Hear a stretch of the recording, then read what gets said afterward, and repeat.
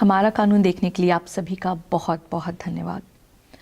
आज हमारा कानून में हम जिस विषय पे बात कर रहे हैं उसको बताने के पहले मैं आपसे एक छोटा सा सवाल पूछना चाहती हूँ। यदि मैं आपसे कहूँ कि दुनिया में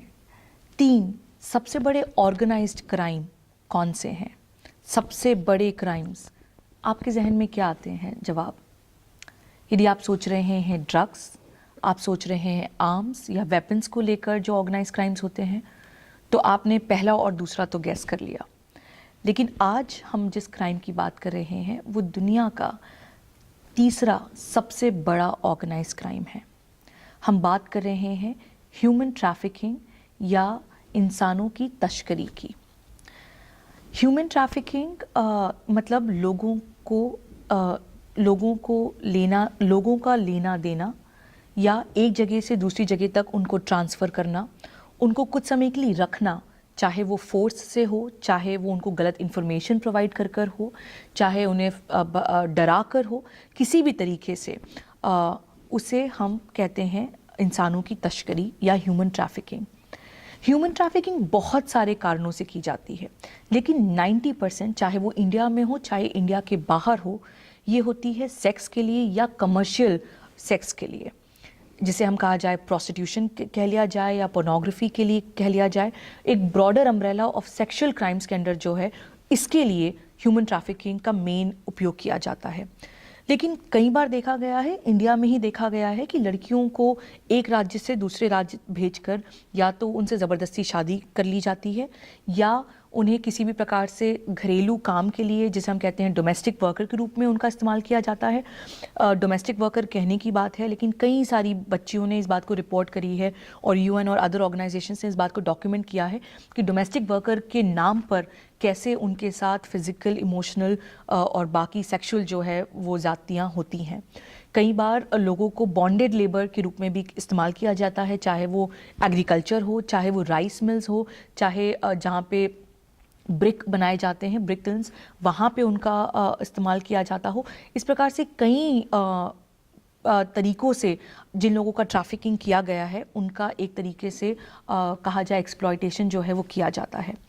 यदि आप पूछें कि क्या कारण है कि ट्रैफिकिंग जो है वो इतना बड़ा इशू है, और चौंकाने वाली बात यह है कि इंडिया जो है वो यूएन कहता है कि एक बहुत बड़ा हब है। इंडिया में ना सिर्फ लड़कियों को लाया जाता है, लेकिन इंडिया से बहुत सारी लड़कियों को gulf, middle eastern countries, south east Asian countries या कहा जाए अमेरिका और यूरोप तक भी इंडियन लड़कियों को जो है वो भेजा जाता है। ये गैस करने में बहुत तकलीफ़ नहीं होगी कि ये लड़कियां जो हैं वो यूजुअली छोटे गाँव से आती हैं, बहुत गरीब तबके से आती हैं।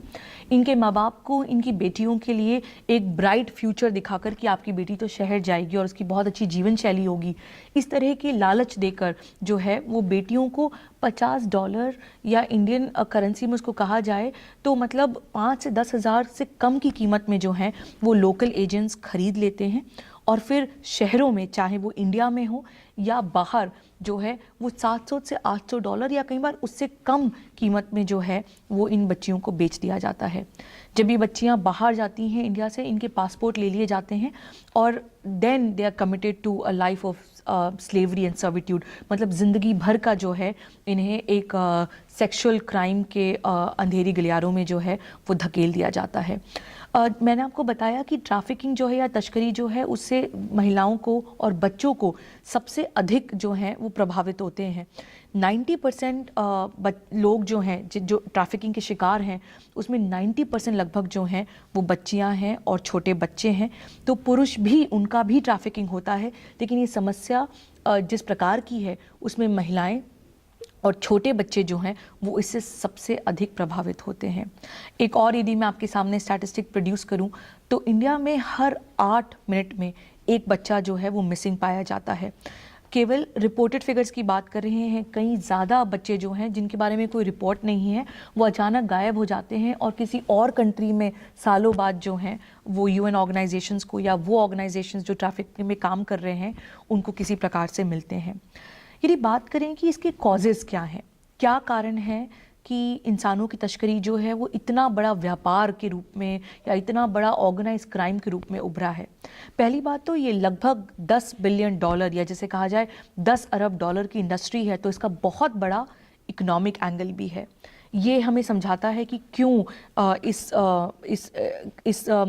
लोग मतलब माँ बाप से बेटियों को लेकर लोकल एजेंट तक, लोकल एजेंट से लेकर शहरों में और शहरों से लेकर कैसे इन बच्चियों को बाहर, इंडिया के बाहर भेज दिया जाता है। ये जो एक तरह से श्रेणी कहा जाए, एक तरह से कहा जाए जो लिंक है वो टूटना आसान इसलिए होता है क्योंकि इसमें बहुत अलग अलग लोगों पे बहुत इकोनॉमिक इंसेंटिव्स जो हैं वो मौजूद हैं। दूसरी बात, इंडिया में गरीबी जितनी ज़्यादा है उस हिसाब से माँ बाप जिनकी बेटियां ही केवल होती हैं या जिनके पास पैसा कमाने का कोई और तरीका नहीं होता है, वो कई बार इस आशा में कि उनकी बेटियों को एक अच्छा भविष्य मिलेगा, अपनी बेटियों को जो है वो इन लोकल एजेंट्स के हाथों बेच देते हैं। लेकिन उस समय उन्हें पता नहीं होता है कि वो अपनी बेटियों को किस भविष्य की तरफ जो है वो आगे धकेल रहे हैं। इंडिया में कई ऐसे राज्य हैं जहाँ पे जेंडर रेशियो, मतलब कितने पुरुषों पे कितनी महिलाएं हैं, इसका अनुपात जो है वो बहुत ही ज़्यादा बिगड़ा हुआ है। इसके चलते होता यह है कि बहुत सारे जो यंग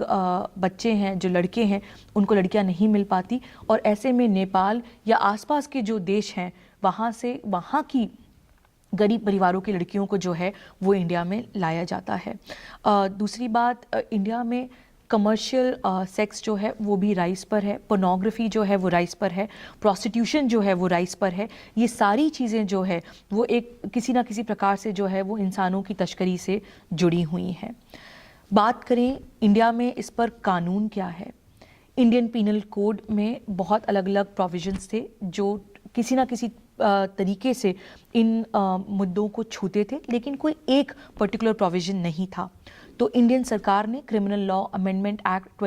2013 के बाद सेक्शन 370 इंडियन पीनल कोड को रिप्लेस करा और उसके हिसाब से कोई भी व्यक्ति जो किसी बच्ची को या बच्चे को या किसी व्यक्ति को रखता है, ट्रांसपोर्ट करता है, ट्रांसफ़र करता है, रिक्रूटमेंट करता है, मतलब यदि आप एम्प्लॉयर हैं और आप रिक्रूट कर रहे हैं तो वो भी जो है वो ट्रैफिकिंग की श्रेणी में आ सकता है। चाहे उसे धमकाकर, चाहे डराकर, फुसलाकर, गलत इन्फॉर्मेशन देकर, ये सारी चीज़ें जो हैं वो सेक्शन 370 में कवर्ड होती हैं। हमारे देश में इमोरल ट्रैफिकिंग प्रिवेंशन एक्ट 1956 भी है, लेकिन यह ध्यान देता है प्रोस्टिट्यूशन पर। तो यूजुअली लोग जो हैं वो गड़बड़ कर देते हैं कि तस्करी और प्रोस्टिट्यूशन में क्या रिलेशन है। तस्करी जो है वो एक बड़ा, जिसे कहा जाए, सर्कल है जिसके अंदर कई बार फोर्स लेबर के लिए या डोमेस्टिक वायलेंस के लिए या शादी के लिए या प्रोस्टिट्यूशन के लिए जो है बंदियों को यूज़ किया जाता है। और इमोरल ट्रैफिकिंग प्रिवेंशन एक्ट जो है वो केवल प्रोस्टिट्यूशन की बात करता है। इसलिए section 370 Indian penal code criminal law amendment act 2013 के बाद वह प्रोविज़न है जो इंसानों की तस्करी पर को कवर करता है। 7 से 10 साल तक का आपको इम्प्रिजनमेंट हो सकता है। और यह एक्ट आ तो गया, लेकिन इसका यूज़ इंडिया में बहुत कम है। इस वीडियो के माध्यम से जो एक मेन बात मैं आप तक पहुंचाना चाहती हूं वो यह है कि इंडिया में हम बात करते हैं रेप की, हम बात करते हैं और बहुत सारे क्राइम्स की जो महिलाओं के और बच्चों के अगेंस्ट में होते हैं, लेकिन गिवन द फैक्ट कि सेक्सुअल ट्रैफिकिंग जो है वो तीसरा बड़ा ऑर्गेनाइज क्राइम है दुनिया भर में, ज़रूरत इस बात की है कि हम इंडिया में इस पर बातचीत करें और इंडियन गवर्नमेंट को, जितने भी स्टेक होल्डर्स इसमें इन्वॉल्व हैं, ऑर्गेनाइजेशंस, एनजीओज़, उनको उनकी मदद करें। लेकिन सबसे पहले हम शुरुआत करें इस मुद्दे पर चर्चा करने से।